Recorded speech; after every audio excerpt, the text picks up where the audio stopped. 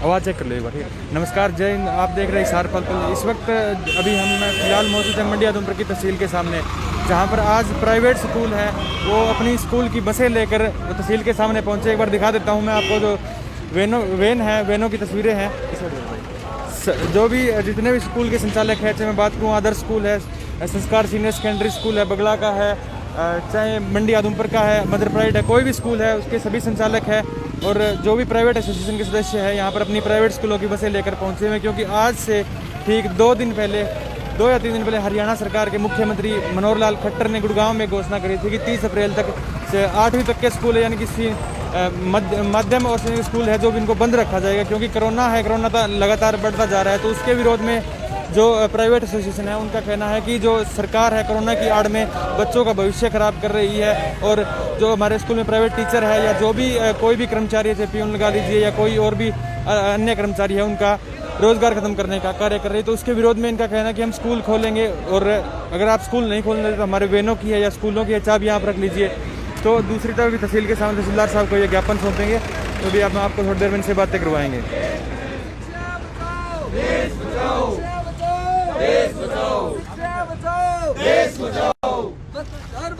ऊपर कर जाओ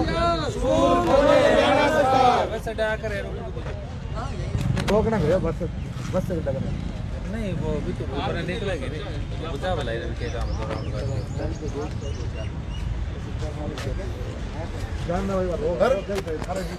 जी। नमस्कार सर। नमस्कार जी।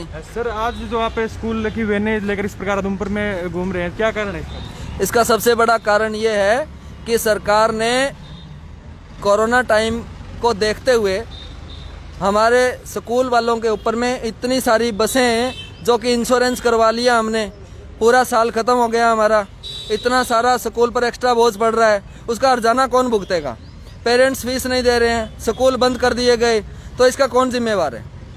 हमारा सहयोग करते हुए स्कूल सरकार को एक डिसीजन लेना चाहिए कि स्कूल के सिस्टम को सेट करे, चाहे वो 15-15 करके बुलाए, चाहे वो 1-1 दिन करके बुलाए, गैप में बुलाए, पर एक समाधान करे ताकि प्राइवेट स्कूल वाले इस संकट की घड़ी में हमें सरकार का साथ चाहिए। इसीलिए ये एक इस प्रकार का प्रोटेस्ट किया जा रहा है। इससे क्या कुछ प्रभाव पड़ने वाला है? क्योंकि सरकार ने, हरियाणा के मुख्यमंत्री ने स्पष्ट कर दिया कि 30 तारीख तक 8वीं तक के जितने भी स्कूल है उनको बंद रखा जाए और हो सकता है कि आगे नाइट कर्फ्यू भी लगे। और जिस प्रकार सबसे पहले जी बाजार बंद करवाए जाए। क्या बच्चा घर में ऐसा है कि घर में बंद रहेगा? वो घर में भी ग्रुप में खेलेगा, वो क्या उससे कोरोना फैलेगा? हमें प्रिकॉशंस लेते हुए, हम इसका विरोध नहीं कर रहे हैं कि कोरोना जो है नहीं, पर कम से कम एक इनिशिएटिव लेते हुए गवर्नमेंट को ये करना चाहिए कि प्रिकॉशंस के साथ में स्कूल में पढ़ाया जाए बच्चों को। इसका बहुत ज़्यादा असर पड़ेगा। हम सारी की सारी बसें खड़ी कर देंगे, चाबी गवर्नमेंट को दे देंगे। ये एक सुविधा है, हमने एक सुविधा दी है। इस सुविधा का हाँ, हमारे टीचर्स की, ड्राइवर्स की तनख्वाह कौन देगा? पूरा साल एक स्कूल के ऊपर जिनके पास 15 बसें हैं, 12 बसें हैं, 80 से 90 लाख रुपए का घाटा है। कौन पूर्ति करेगा इसकी? इधर से सिंह साहब आए हुए हैं, इधर से शांति निकेतन स्कूल है, इधर से मिंडा देवी स्कूल है, बहुत सारे ऐसे स्कूल है जो कि पेरेंट्स की फीस से ही चलते हैं। हमें गवर्नमेंट का कोई फंड नहीं मिलता है, गवर्नमेंट हमें कोई सहयोग नहीं करती है। हमें गवर्नमेंट सहयोग करे, हम जैसा गवर्नमेंट कहेगी वैसा चलाने को तैयार हैं। सरकारी स्कूल के एक बच्चे के ऊपर कम से कम 80 से 90 हज़ार रुपया खर्चा होता है। हम केवल नाम मात्र 15 हज़ार रुपये से लेकर और 25, 30, 40 हज़ार रुपये तक पढ़ाते हैं बच्चों को, उसमें इतनी सुविधाएं देते हैं, लेकिन हमें गवर्नमेंट से तो कोई बेनिफिट नहीं मिलता है किसी भी प्रकार का। तो गवर्नमेंट हमें बेनिफिट दे इन चीज़ों का, एक तरफ सर लागू करे गवर्नमेंट। एक तरफ अगर मैं बात करूं सर, तो अभी कुंभ का मेला भी है, IPL भी शुरू है, उनको बंद क्यों नहीं? IPL है, रैलियां हैं, उनको बंद करे गवर्नमेंट। ये सारा का सारा क्या स्कूल ही एक ऐसा माध्यम बन गया है कि एक डिसीजन ले और वो सारा का सारा डिसीजन जो है वो अप्लाई हो जाए सभी के ऊपर। जी सर। हाँ जी। कौन सा स्कूल में सर आप? बाल आदर्श हाई स्कूल मंडाड़ी। सर, क्या कुछ कहना चाहेंगे? क्योंकि अभी लगभग लोग कोरोना है दोबारा आ चुका है सरकार की अगर मानी जाए तो, लगातार कोरोना के केस बढ़ रहे हैं और मंडी आदमपुर में भी 11 केस एक्टिव है। तो इस प्रकार से जो आप अभी रोज प्रदर्शन कर रहे हैं या जो सरकार के विरोध में कर रहे हैं, तो आपको क्या लगता है सरकार आपकी बातें मानेगी, आपका सहयोग करेगी? सरकार बातें माने ना माने उसकी बात नहीं है, बात यह है कि सारा देश खुला है। आप बंगाल के अंदर देख लो, वहाँ लाखों लोगों की भीड़ रैलियों में हो रही है और कुंभ का मेला लगा हुआ है। बाजार खुले हैं, मॉल खुले हैं, पार्क खुले हैं, मंदिर खुले हैं, सारी चीज़ें खुली हैं। क्या कोरोना स्कूलों में ही है? हम ये चाहते हैं कि सरकार स्कूल को खोलें। हम कोरोना का जो है ना सावधानी बरतेंगे, प्रिकॉशन को बरतेंगे। अगर सरकार चाहे तो अल्टरनेट डे शुरू कर दे, ओड इवन पे हम बच्चों के स्कूल लगा लेंगे। सरकार की मंशा क्या है कि सरकार की मंशा है कि प्राइवेट स्कूलों को खत्म करना, और कोई मंशा नहीं है। क्यों, क्या कारण है इसका? इसका कारण यह है कि सरकार ये चाहती है कि हम अप्रैल के अंदर प्राइवेट स्कूलों को बंद कर देंगे, और इन्होंने अपने सरकारी स्कूल खुले रखे हुए हैं, वहाँ ये अपना एडमिशन कर लेंगे। हमारा 19-20 का सेशन इसी तरह चला गया। सरकार ने जो है ना मार्च के अंदर पूरे स्कूल खोल दिए। सारे स्कूल वालों ने अपनी बसेस के जो है ना इंश्योरेंस करवा लिए। पिछली साल का हमारा इंश्योरेंस बस का गया, इस साल का इंश्योरेंस गया। हम चाहते हैं अगर सरकार स्कूल बंद करना चाहती है, हमें कोई इतराज़ नहीं है, सरकार स्कूल बंद कर दे। हमारे जितने भी एम्प्लॉइज हैं, टीचिंग एम्प्लॉइज हैं, नॉन टीचिंग एम्प्लॉइज हैं, प्लस हमारे बसेस के ड्राइवर हैं, इनकी सैलरी सरकार दे दे, हमें कोई तकलीफ नहीं है। दूसरी, हमारी जितनी भी स्कूलों की बसेज हैं, उन बसेज की किस्तें भर दें। आज हमें पूरे हिसार डिस्ट्रिक्ट के अंदर, हिसार के अंदर हांसी और बरवाड़ा, उकलाना, आदमपुर यहाँ आए। हम हमारी बसेस की चाबी एसडीएम को देंगे, आप हमारी बसेस की चाबी पकड़ें, और ये हमारी जो किस्तें हैं, जो इंश्योरेंस है, वो सारी की सारी हमारी भरपाई कर दें। हम आज इसलिए इसके लिए आए। फिर आप बात कर रहे हैं कि आपके जो एम्प्लॉय है उनकी सरकार फीस दे या उनकी पे दे, तो सरकार ने दे। बिजली की बात करूँ तो बिजली के दाम भी बढ़ा दिए हैं, डबल कर दिए, 2 बार बिल भरना पड़ेगा शायद। तो क्या लगता है आपको, ऐसे में आपकी जो मांग है वो पूरी हो पाएगी? जैसे कि अभी आप बात कर रहे हैं कि आपकी स्कूल के टीचर है, जो अदर स्टाफ है, उसकी सरकार पे करेगी। हाँ जी, मैं ये कहना चाह रहा हूँ, स्वास्थ्य के साथ साथ शिक्षा भी जरूरी है। जो पिछला वर्ष कोरोना काल में पूरा का पूरा बंद रहा, बच्चों की शिक्षा इतनी प्रभावित हुई है, उसका हर्जाना या उसका खामियाजा, उसकी कमी को दूर करना नामुमकिन है। पर इस साल फिर ऐसी संभावनाएं बन रही हैं, बच्चों की शिक्षा बहुत ज़्यादा प्रभावित हो रही है। हम सभी स्कूल साथी चाहते हैं कि बच्चों को शिक्षा का नुकसान ना हो। सरकार चाहे तो इसको ओड इवन में लागू कर सकती है, इसकी स्ट्रेंथ निर्धारित कर सकती है। स्कूलों में हम पूरा एसओपी का पूरे गाइडलाइन सरकार की पूरी करते हैं। उस अवस्था में हम इसका मास्क लगाना, उसको सैनिटाइज करना, टेम्परेचर चेक करना, डिस्टेंस का ध्यान रखना, प्रत्येक स्कूलों में हमने ये कंपलसरी किया हुआ है। उस अवस्था में भी यदि बच्चे घर में क्या सेफ रहेंगे, बच्चे घर में मास्क नहीं लगाते, डिस्टेंस वहाँ नहीं होगी, मेरे को लगता है कि बच्चा कोई भी घर नहीं बैठेगा। बाजार भी जाएगा, वो हिसार भी जाएगा, शहर भी जाएगा, सारी जगह जाएगा। बट स्कूलों में हम जब चाह रहे हैं कि हमने पूरी सरकार की जो गाइडलाइन जारी की हुई है उसका हम पूरी तरह से पालन कर रहे हैं। पहली बात तो ये है, शिक्षा बचानी भी बहुत जरूरी है, देश का भविष्य है। अगर इनके साथ खिलवाड़ हो जाएगा तो देश के भविष्य के साथ भी कुछ ना कुछ तो बात होगी। दूसरी बात, हमारे जो कर्मचारी हैं स्कूलों के, गत वर्ष भी बहुत ज़्यादा प्रभावित नहीं हुआ, यहाँ तक नौबत आ चुकी है उनकी, बहुत ही उनकी दयनीय हालत हो चुकी है। हम सरकार से यहाँ निवेदन करते हैं, यदि सरकार बंद करना चाहती है तो हमारे ज़्यादा नहीं तो स्कूल ड्राइवर, कंडक्टर, चतुर्थ कर्मचारी, हमारे स्टाफ की जो पे है हमने जो स्कूल में लागू की हुई है उतनी दे दे, ताकि वो अपना घर का गुजारा तो चला सके। वो साथी कहाँ जाए, स्कूल तो प्रभावित है ही, उसका कोई किसी प्रकार का हम कह सकते हैं आंकलन कर भी नहीं सकते। अभी वर्तमान में हमने मार्च में सभी बसों के इंश्योरेंस करवाए। गत वर्ष भी हमारी बसों के इंश्योरेंस 1 साल में यूँ खड़ी बसों के खत्म हो चुकी है। अब हम ये चाहते हैं कि सरकार हमारी ये बसें ले ले, इनका जो इंश्योरेंस है जो भी है, अब खड़ी बसों के हमारे टायर खत्म हो गए, बैटरियाँ खत्म होगी, इंजन का नुकसान हो गया, अब 1-1 लाख से हमने बसें स्टार्ट की है। अब इस दौरान भी यदि ये गत साल भी हमारा ऐसा चला जाता है तो हमारी क्या स्थिति होगी?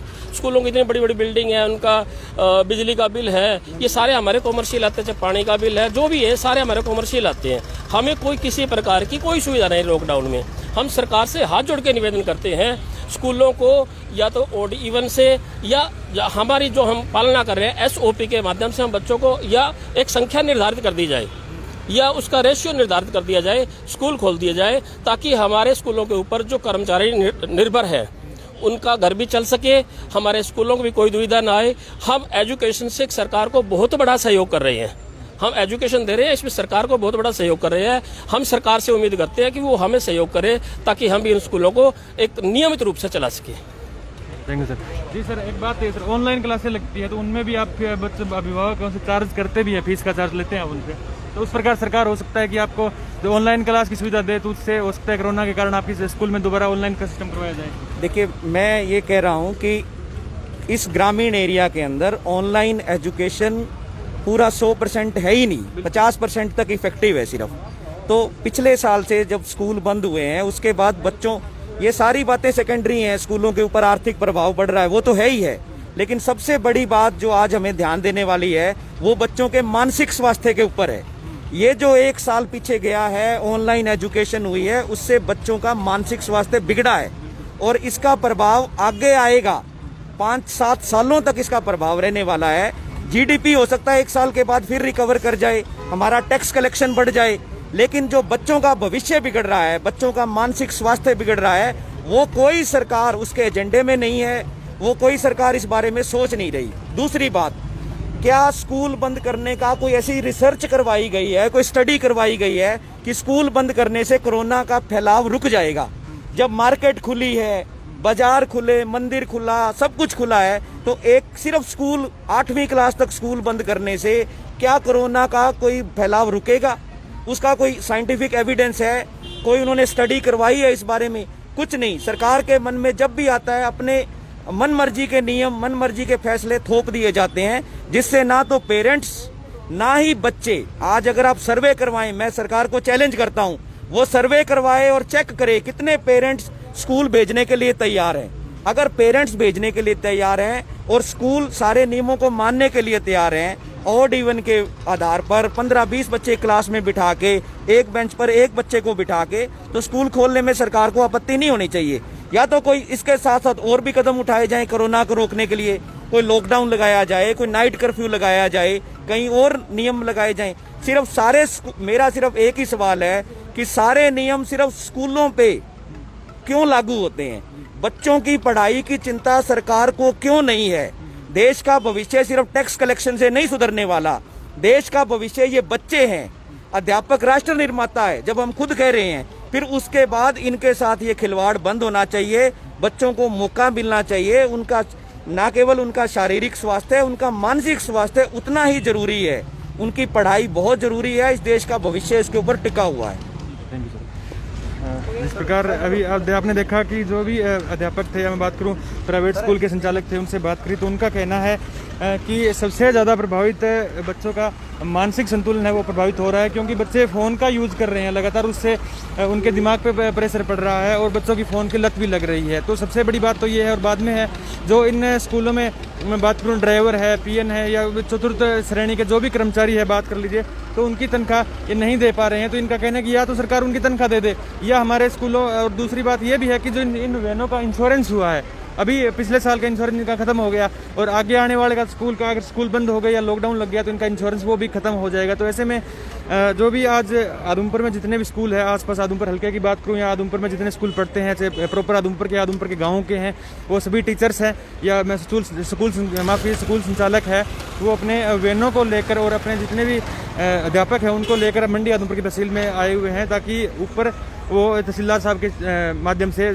सीएम साहब को या उनसे या स्वास्थ्य मंत्री को ज्ञापन सौंप सके कि हमारे स्कूल खोले जाए, या कोई कंडीशन पर खोल लीजिए, 15 बच्चे 10 बच्चे या कोई भी कंडीशन पर, या इवन ऑड के हिसाब से किसी भी हिसाब से स्कूल खोल लीजिए, क्योंकि इनको बड़ी दिक्कतें हो रही है कि पिछला साल था वो जैसे कि तैसा ख़त्म हो गया, और अब इस साल की बात करूँ तो यह साल दोबारा ख़त्म हो जाएगा, क्योंकि जिस प्रकार से सुनने में आ रहा है कि महाराष्ट्र में तो कुछ दिनों में लॉकडाउन लगने की संभावना है, कन्फर्म नहीं है, और हरियाणा में हो सकता है कि 1 या 2 दिन में नाइट कर्फ्यू लग जाए।